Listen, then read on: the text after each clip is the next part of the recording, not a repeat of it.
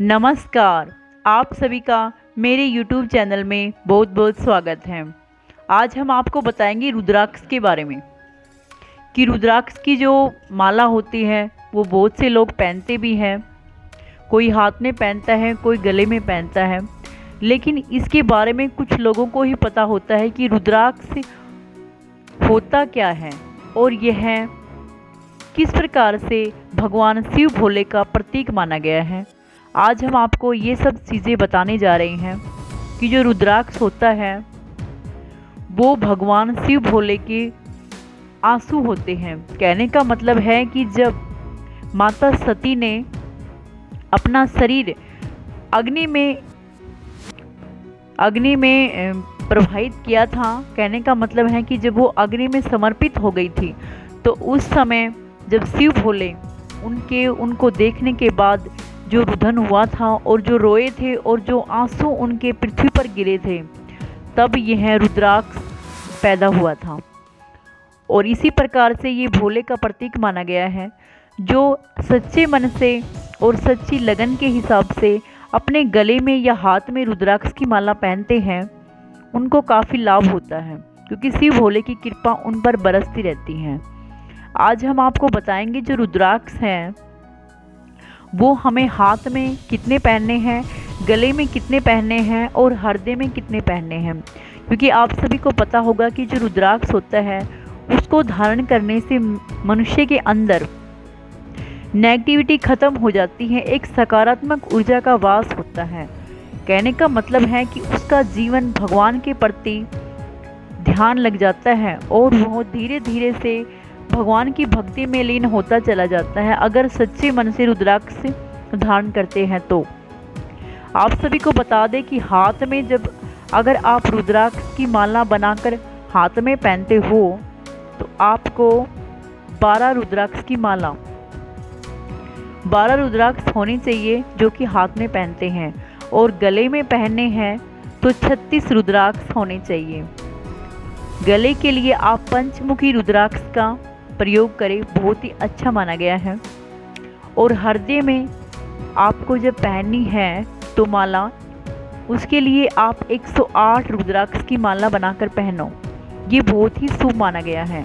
ध्यान रहे, रुद्राक्ष की माला ऐसे नहीं पहनी जाती है, सच्ची श्रद्धा के अनुसार पहननी चाहिए।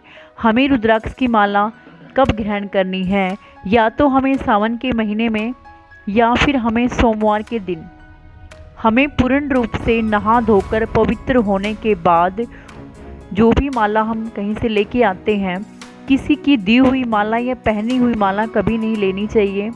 हमें नई बाज़ार से लेके आनी चाहिए और उसको फिर हमें कच्चे दूध में भिगोना है और गंगा जल से पवित्र करने के बाद भगवान शिव भोले के चरणों में रखना है, पूजा करनी है।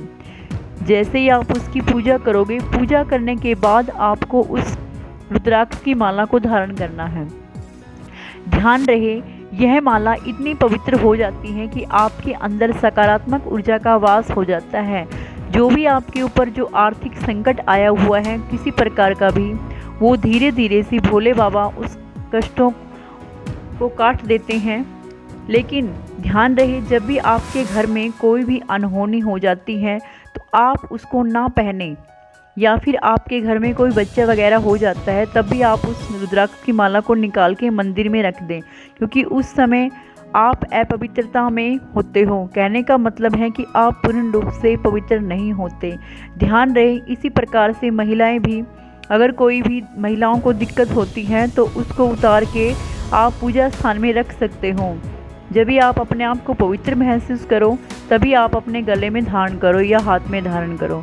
ये हम भोले बाबा के जो रुद्राक्ष की माला के नियम हैं, अगर आप उन नियमों का पालन करते हो तो ही वो रुद्राक्ष आपको फल देगा, नहीं तो पहनने से कोई फ़ायदा नहीं है। ध्यान रहे, जो इंसान रुद्राक्ष की माला पहनता है उसको मांस मंजीरा आदि से दूर रहना चाहिए। कहने का मतलब है कि सात्विक भोजन करना चाहिए। जो इंसान सात्विक भोजन करता है, बिल्कुल शुद्ध शाकाहारी, वो ही पहने रुद्राक्ष की माला, अन्यथा उसके जीवन पर विपरीत प्रभाव पड़ सकता है। लाभ की बजाय उसको हानि भी हो सकती है। आप सभी ध्यान दें, रुद्राक्ष की माला जहाँ आपको लाभ देने वाली है वहाँ कष्ट भी हो सकते हैं। शिव भोले बाबा के जो रुद्राक्ष हैं वो आप सभी को इस प्रकार से पहनना है। ध्यान में रहे लाभ इसके क्या क्या लाभ है। लाभ है जैसे आपको कोई रोग है, हृदय रोग है या फिर कोई भी आपको स्किन से रिलेटिव रोग है, वो धीरे धीरे से आप जब भी आप गले में हाथ में पहनते हो तो वो धीरे धीरे ख़त्म होते चले जाते हैं अगर आपने भोले बाबा का नाम लेके पहने हैं। और दिन में जब भी आपका टाइम लगे, सुबह शाम कभी भी पूजा करते हो, ओम नमः शिवाय का जाप अवश्य करें और भोले बाबा के सामने हाथ जोड़ के कहें कि जो भी मुझसे कोई गलतियां हुई हैं उनको क्षमा करें, मेरे जीवन का उद्धार करें। सच मानो तो आप रुद्राक्ष की माला पहनकर अपने जीवन का उद्धार कर सकते हो अगर आप उनके नियमों का पालन करो तो, क्योंकि जो इंसान नियमों के पालन के अनुसार चलते हैं उनका जीवन सफल होता है और भोले बाबा की कृपा बनी रहती है। जय भोले बाबा।